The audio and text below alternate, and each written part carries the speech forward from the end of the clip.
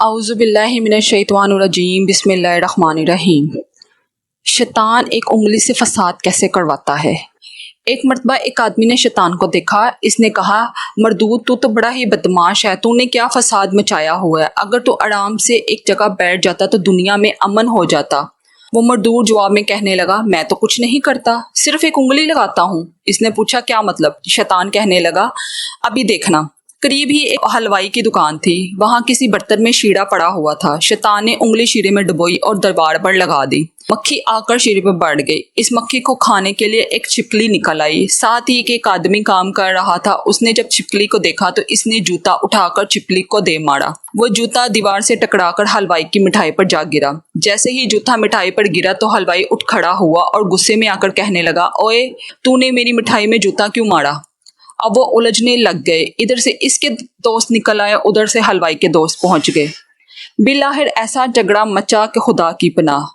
اب شیطان اس آدمی سے کہنے لگا، دیکھ میں نہیں کہتا تھا کہ میں تو صرف انگلی لگاتا ہوں، جب اس کی ایک انگلی میں یہ فساد ہے تو پھر پورے شیطان میں کتنی نحوست ہوگی۔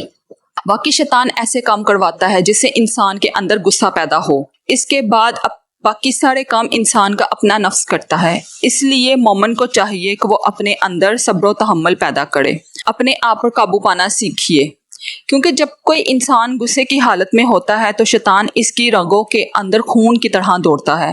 ایک اور روایت میں ہے کہ جب انسان غصے کی حالت میں ہوتا ہے تو شیطان اس کے ساتھ ایسے کھیلتا ہے جیسے کوئی بچہ گیند کے ساتھ کھیل رہا ہوتا ہے۔ آج کل کے نوجوانوں کی سب سے بڑی بیماری ہی غصہ ہے۔ ان بیچاروں سے تو غصہ برداشت ہی نہیں ہوتا، ان کو کوئی پتہ ہی نہیں ہوتا کہ غصے میں شیطان ان سے کیا کچھ کروا رہا ہوتا ہے۔ حدیث پاک صلی اللہ علیہ وسلم میں آیا ہے کہ شیطان کا تخت سمندر کی سطح پر لگا ہے، وہ وہاں اپنا دربار لگاتا ہے اور اپنے چیلوں چنٹوں کو بلاتا ہے اور ان سے دن بھر کی کارگزاری سنتا ہے۔ ان میں سے ایک کہتا ہے کہ میں نے یہ برا کام کروایا ہے، اور دوسرا کہتے ہیں میں نے میاں بیوی میں طلاق دلوائی، اور وہ اسے کہتا ہے شاباش تو نے بہت اچھا کام کیا ہے۔ وہ اسے اپنے قریب بٹھا لیتا ہے۔ جب سب اپنی اپنی کارگزاری سنا لیتے ہیں تو وہ دیکھتا ہے کہ ایک چھوٹا سا شتونگڑ ایک طرف بیٹھا ہوا ہے۔ وہ اس سے پوچھتا ہے تو نے کیا کیا؟ وہ کہتا ہے کہ میں نے چھوٹا سا کام کیا ہے۔ اس نے پوچھا وہ کون سا؟